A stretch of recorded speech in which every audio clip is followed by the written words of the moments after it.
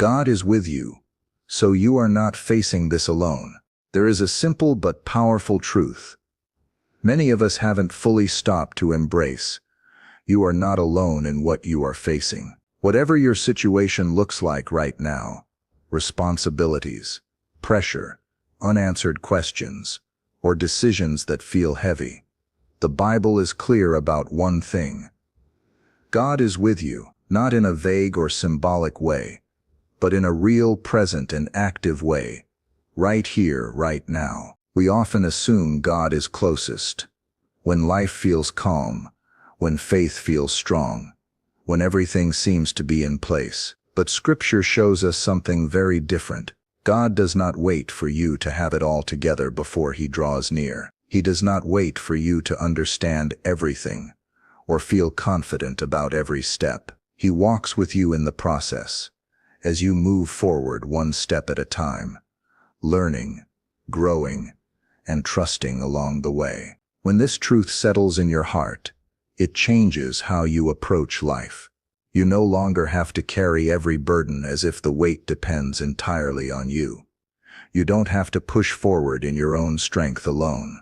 You can move ahead with a quiet confidence, not because every problem has disappeared, but because you are not walking through them by yourself.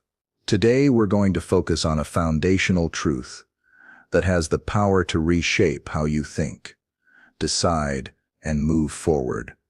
God is with you, so you are not facing this alone. When that truth becomes real to you, it brings a new kind of strength, not driven by fear, but guided by hope, not pressured by uncertainty, but grounded in peace. And from that place, you'll discover you can walk farther, stand steadier, and live with a deeper sense of purpose than you ever thought possible. Part 1. God is with you even when you do not feel it. Let me start with something honest. Most of us have had moments when we love God.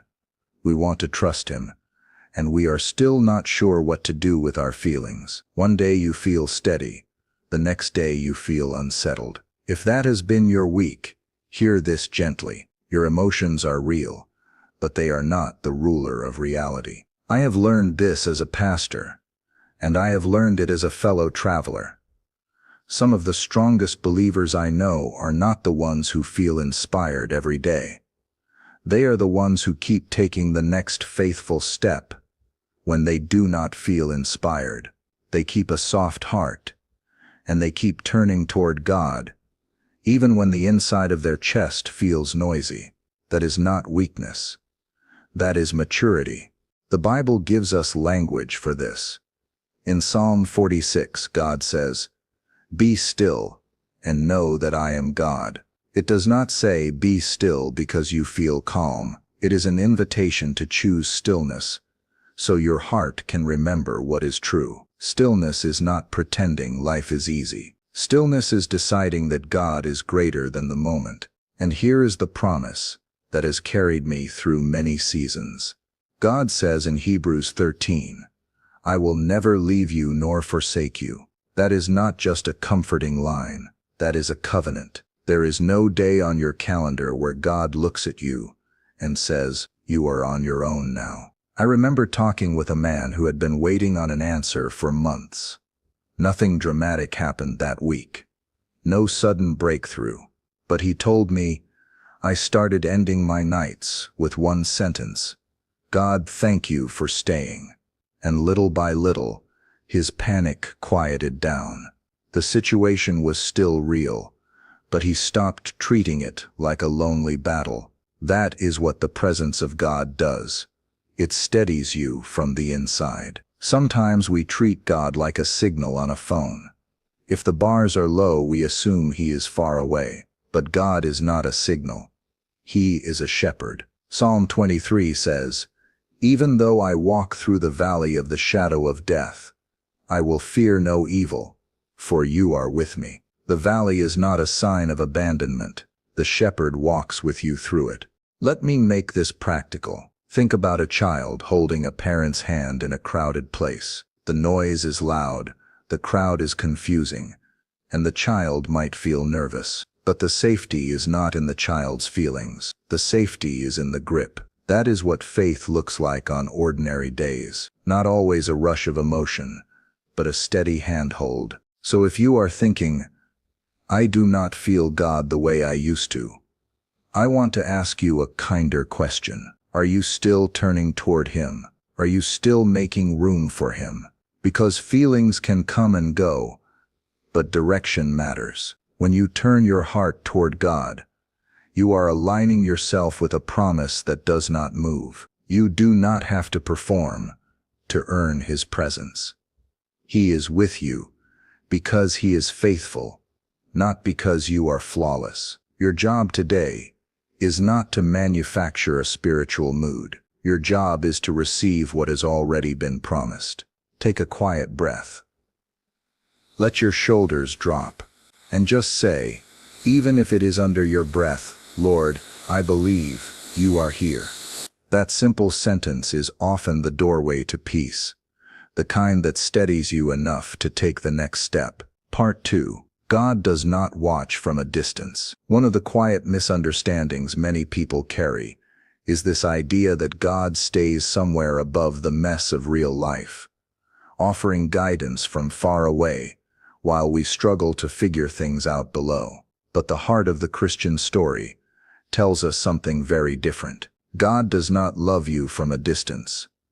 He draws near. He steps into the very spaces you are walking through. When Scripture says that God is with us, it is not describing a distant observer. It is describing a God who chooses closeness. John's Gospel tells us that the Word became flesh and lived among us. That means God did not remain untouched by human pressure, human responsibility, or human uncertainty. He entered it fully. He knew what it was like to wake up to another demanding day, to feel the weight of expectations, to walk forward without knowing how every moment would unfold. I often remind people that Jesus did not arrive in comfort. He did not come into a calm, organized world. He came into noise, instability, and ordinary struggle. And that matters for us today. It tells us that there is no part of your life that makes God hesitate. There is no situation that causes Him to say, I will wait until this gets cleaner. He comes as you are where you are. Think about how comforting that is.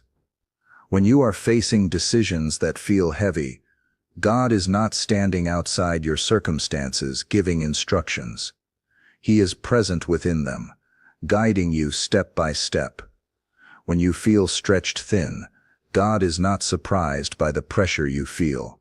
He understands it. He has walked among people who were tired, uncertain, and overwhelmed, and He met them right there. In the Gospels, we see Jesus constantly moving toward people in the middle of their lives. Not after everything was resolved. He met fishermen while they were working. Not after they rested. He met people carrying long-standing burdens. Not once they had fixed themselves. His presence was not a reward for having it together. It was the starting point for change. And this is important for your heart today. You may be waiting for life to feel more settled before you believe God is close. You may be thinking, once this season passes, then I will feel Him again. But God does not postpone His presence. He is already with you in this season, shaping you, steadying you, and walking alongside you even when progress feels slow. Let me say this gently. You do not need to clean up your situation to invite God in.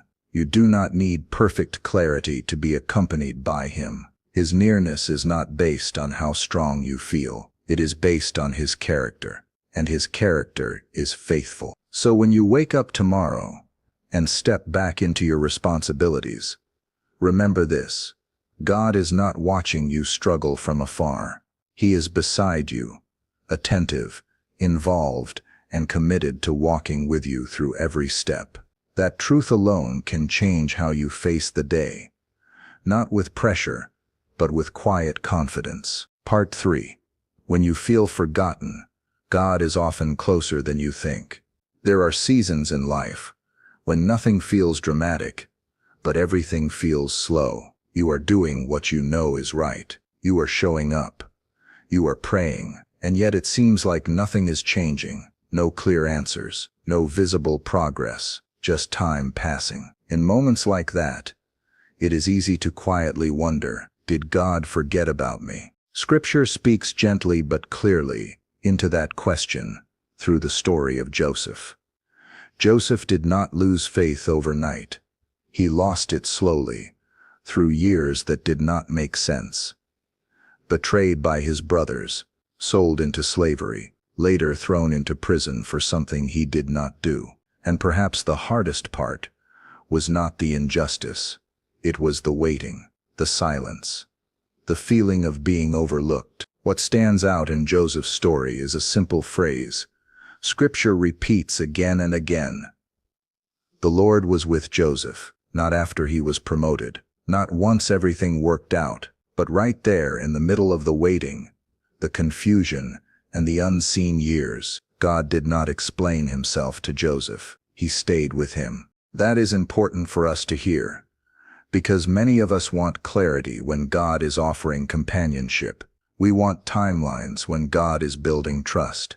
We want explanations when God is shaping character. And often we do not realize that his closeness is not always loud. Sometimes it is quiet, steady and faithful, working beneath the surface. I have walked with people who felt stuck in seasons they did not choose. Careers that stalled, responsibilities that kept repeating, prayers that seemed unanswered, and almost every time, when they looked back later, they could see that God was not absent. He was preparing them in ways they could not have understood at the time. Joseph did not know that his waiting was forming wisdom. He did not know that his integrity in unseen places was building strength for future responsibility. He did not know that God was aligning circumstances far beyond his view, but God knew, and God stayed. If you are in a season where you feel overlooked, let me say this with care. Delay does not mean denial. Silence does not mean abandonment, and waiting does not mean you are standing still. God is often doing his deepest work when it feels the least visible. You may not be able to see where this season is leading yet. That does not mean it is wasted. Trust is often formed in the quiet places, where faith learns to rest not in outcomes, but in presence. So instead of asking, "Why is nothing happening?" try asking a gentler question. What is God teaching me to become steady in right now? Because the same God who stayed with Joseph in the waiting is staying with you, and his nearness is not a pause in your story. It is part of the preparation. Part 4. You were never meant to carry this alone. One of the quiet habits many faithful people develop is learning how to carry too much by themselves. We learn to be responsible. We learn to be dependable. We learn not to complain. And over time, without meaning to, we start living as if strength means handling everything alone. But that is not the kind of strength God invites us into. There is a moment in the life of Moses that speaks clearly to this. Moses was leading an entire nation, listening to every concern, settling every issue, trying to be everything for everyone. He was exhausted, not because he lacked faith, but because he was carrying what was never meant to rest on one set of shoulders. God did not shame him for being tired. God showed him a better way, a way that included help, shared responsibility, and rest. That tells us something important about how God sees our limits. He does not see them as failures. He sees them as invitations, invitations to trust him, and invitations to stop pretending that we were designed to be self-sufficient. Many of us pray faithfully, yet still hold tightly to our worries. We talk to God, but we do not release control. We believe in him, but we manage life as if everything depends on us, and that tension slowly wears us down. God's presence is not meant to sit beside your burden while you strain under it. His presence is meant to carry it with you. Scripture says, "Cast your burden on the Lord, and he will sustain you."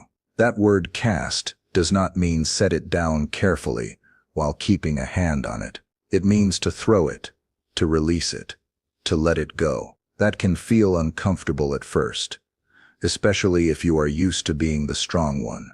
But relief often begins where control ends. I have seen this in real life, more times than I can count. People who did not change their circumstances overnight, but changed how they carried them. They stopped rehearsing every worst-case scenario. They stopped measuring their worth by how much they could endure. And slowly, their hearts grew lighter, even though their responsibilities stayed real. Let me speak to you personally for a moment. If you feel worn down, it may not be because you are failing. It may be because you are carrying something God has been waiting to help you hold. You are not weak for needing support. You are human, and God designed faith to be relational, not solitary. So today, consider this a gentle permission slip. You do not have to be the hero of your own story. You do not have to prove your endurance. You are allowed to lean. You are allowed to rest your weight on God's faithfulness. Take a moment and ask yourself, what am I still carrying as if I am alone? Then imagine opening your hands, not in defeat, but in trust. Because when God is with you, strength does not come from holding tighter. It comes from learning when to let go. Part 5. God's presence changes how you walk through the storm. One of the most freeing truths in the Christian life is this: God being with you does not mean every challenge disappears. It means the challenge no longer defines you. When God is present, the storm may still be real, but it no longer has the final word over your heart. There is a scene in the Gospels that many of us return to, again and again. The disciples are in a boat. The wind is strong. The waves are rising, and Jesus is there with them.